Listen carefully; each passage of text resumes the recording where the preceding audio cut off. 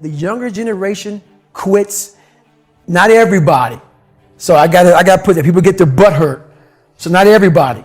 Most of this generation quits the second they get talked to. You did this wrong, or they get yelled at. It's so easy to be great nowadays because most people are weak. This is a softened generation. So if you have any mental toughness, any ability, if you have any fraction of self-discipline, the ability to not want to do it but still do it. People have a hard thing understand. I hate to run. And what makes me so crazy, it doesn't anymore, is people go, well, why do you run if you hate it? I don't want to take showers and eat either. I hate that too. That's life, man. It wasn't until I changed that mentality that I became somebody. I hated going to school, so guess what? I was dumb as shit. But if you can get through to doing things that you hate to do, on the other side is greatness. That's what people don't understand. By me running, I am callous in my mind. I'm not training for a race. I'm training for life. I'm training for the time when I get that 2 o'clock in the morning call that my mom is dead or something happens tragic in life. I don't fall apart. I'm training my mind and my body and my spirit so it's all one, so I can handle what life is going to throw at me. Because the life I've lived, it throws a whole bunch at you. And if you're not physically and mentally prepared for that, you're just going to crumble and you're good for nobody. A long story short, what I realized was no one was here to help me. And the feeling I had every morning, I started shaving my head when I was 16 years old. And the feeling I had every morning, I looked in the mirror, was horrible. One of my direct subordinates, one of my guys that worked for me, he would call me up or pull me aside with some major problem, some issue that was going on. And he'd say, boss, we got this and that and the other thing. And I'd look at him and I'd say, good. And finally one day he was telling me about some issue that he was having, some problem. And he said, I already know what you're going to say. And I said, well, what am I going to say? He said, you're going to say good. He said, that's what you always say. When something is wrong and going bad, you always just look at me and say good. And I said, well, yeah. When things are going bad, there's going to be some good that's going to come from it. Didn't get the new high-speed gear we wanted? Good. Didn't get promoted? Good. More time to get better. Oh, mission got canceled? Good. We can focus on another one. Didn't get funded. Didn't get the job you wanted. Got injured. Sprained my ankle. Got tapped out? Good. Got beat? Yeah. You learn. Unexpected problems? Good. We have the opportunity to figure out a solution. That's it. When things are going bad, don't get all bummed out, don't get startled, don't get frustrated. If you can say the word good, guess what? It means you're still alive. It means you're still breathing. And if you're still breathing, well then hell, you still got some fight left in you. So get up, dust off, reload, recalibrate, re-engage, and go out on the attack.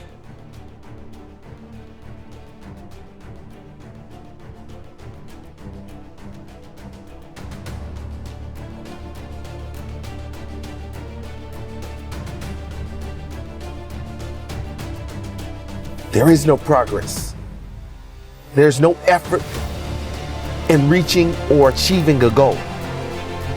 We all have dreams that we want to achieve, but we need those people in our life who are stretching us, who are pushing us, who are expecting greatness out of us.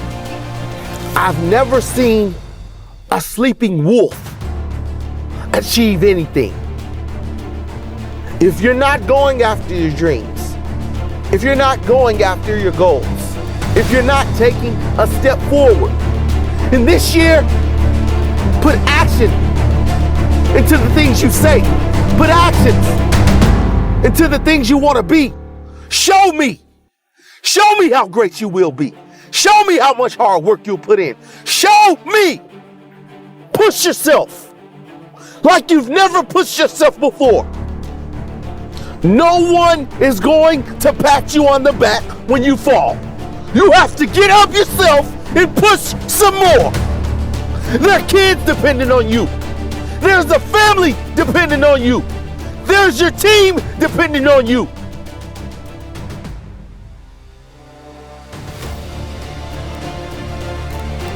And that's the book I was reading. And I put it off on everybody else. It wasn't until I said, you know what? For me to fix this, I gotta read what the fuck is wrong with David Goggins? Not blame anybody. Read my book and say, okay, I'm afraid of my shadow. How can I overcome that? Go in the military, get your ass kicked, do things you hate to do. Be uncomfortable every fucking day of your life. Roger that. I'm not the smartest kid in the world. Okay. Instead of somebody saying, oh no, you're smart. No, don't say that to yourself. I said to myself, no, I'm a dumb motherfucker. Okay, roger that. How you get smarter? Educate yourself. So the things that we run from the truth. We're running from the truth, man. So the only way I became successful was going towards the truth. As painful and as brutal as it is, it changed me.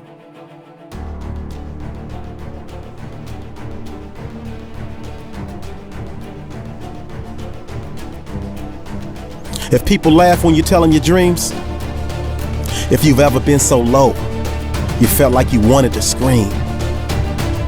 If you've ever been doubted in your quest to achieve, if the non-believers' voices were so loud, you almost started to believe that they were right. Hold up. This is the moment that I remind you that they are never right. Because you were born to be a beacon of light. You were born to overcome any fear or any fright. You were born to have next level vision and not just sight. You were born with the heart, will, and passion to never give up and fight and fight and fight. If they say there's no way, make it. Never ask for permission to be great. You take it. Greatness is yours to claim. You just gotta stake it. When they try to lock you up with a mental chain, you break it.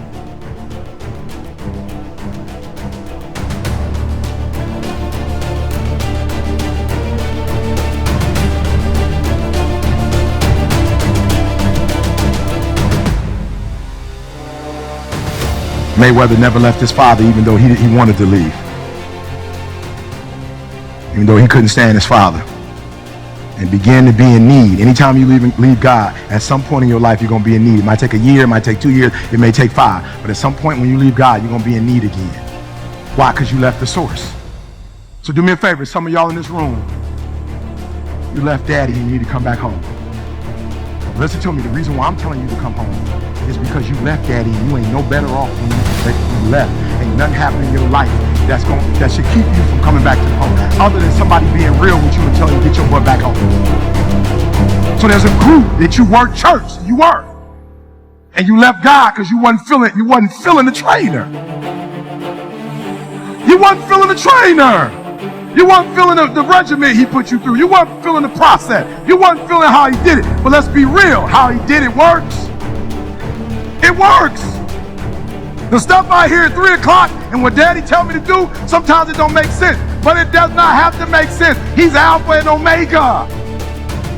You don't always have to agree with your parents or God, but God knows best, and your mama, who womb you came out, knows more than some little 13-year-old you listening to.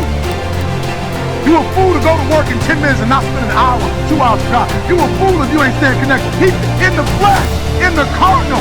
You ain't always gotta like what your mama say and your daddy say. But trust me, don't nobody love you and care for you like they do. And don't nobody love you like God. The source is not your job. The source is not your man. The source is not your degree. The source That's why I don't really do that Dr. Thomas stuff. I ain't trying to not be, you know what I'm saying? I ain't trying to be big. I'm like, I just want to be careful because some of the Dr. Thomas, like, I ain't mad if that's what God told you to say, but I'm just not trying to take God's credit. Like, because God's been blessing me all this time, and some people say doctor, like he made it. No, I made it before. I made it when God said I made it. I made it alone. I made it with the GED. I had made it. I made it when I was homeless. I made it. Why? Because God said, you are a son. You my child. You ain't got to do nothing else. You ain't got to get a degree. You ain't got to do nothing. You my son because you my son. And I'm just going to bless you because the rain falls on the just as well as the unjust. You ain't got to do nothing for me to love you. You ain't got to do nothing for me to hook you up. You my daughter. You enough. You enough. That's why you done ran through 4 men, because you don't know you enough without a man. You enough. If you never get married, you enough. If you never pass that law degree, you enough. If you never become a doctor, you enough. If you never get married, you enough. If you never have a child, you are enough like you are. And that's why God created you. You are enough. And God said, come on home so I can take care of you. You got these no good Negroes taking care of you. Let me take care of you. You worry about some job, they killing you, and you go into that job like you a slave. God said, let me take care of you. I gave you a gift. Your gift will make room for you. I gave you a gift. You ain't got to run up behind them. Write down a sticky note, and I would fix it. I believe that most human beings are only living at about 40% of their capability. The mind has a governor, like a car. If you're driving a car, and the car has a governor on it, the car may say 130 miles an hour, but the governor is set for 91. The car wants to go. The car wants to go, but that fucking factory said, we're not going past 91. We have a factory, a nice governor in our brain, and it's a survival mechanism. It protects us from pain and suffering. The second we feel that shit, our mind says, oh no, this isn't fun. We should back off. We should sit down, find something more comfortable. There's something about the mind. The mind has a tactical advantage over you. At all times of your life, the mind has a tactical advantage over you. Why is that? It knows what you're afraid of. It knows your insecurities. It knows your deep, dark lies. And it starts to push you away from that shit. It pushes you in a direction that is comfortable. The mind controls everything. So what I realized was that when I was growing up and I was 300 pounds and I got all fat and I got all insecure, I realized that my mind kept taking me in this direction. When things got uncomfortable for me, when I was facing my insecurities, I was facing my fears, my mind said, oh no, we have a tactical advantage. We need to get you, separate you from this feeling over here. Life's all about feelings. We want the happy feeling. We don't want that feeling of this sucks. Why am I here? And you don't have any, so you can't answer those questions, so you leave.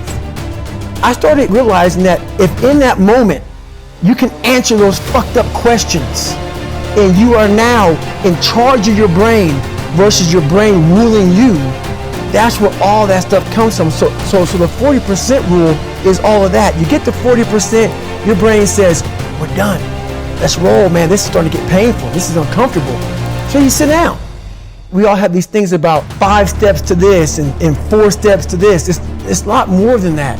That's all bullshit. It's a practice that you have to, it's a habit.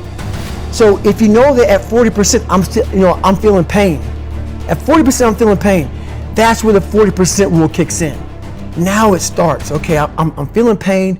My mind's saying all this shit to me. It's saying, get out of here, run, flee. The fight or flight kicks in. Okay, we're done. We're not good enough. It starts telling you all these things. You start to believe it because the mind controls all. This is the time where you have to gain control back of your mind.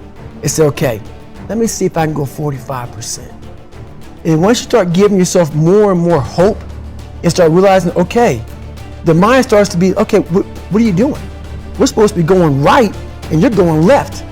You start then controlling your mind. Start finding more in yourself, and then it goes from 40% to a lot further than that. But that's the start of it though. Get to the spot where your mind is saying stop.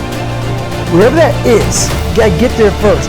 And then that's when that shit starts to work. You gotta control yourself. You know what, at least I look at everything I do now in life, and this sums it up. I hated jumping out of airplanes. I hated shooting guns. I hated the job as a Navy SEAL. but I did it because I wanted to change myself. Everything I do, I'm not really comfortable doing. The only way you're ever going to get to the other side of this journey is you have got to suffer to grow. To grow, you must suffer.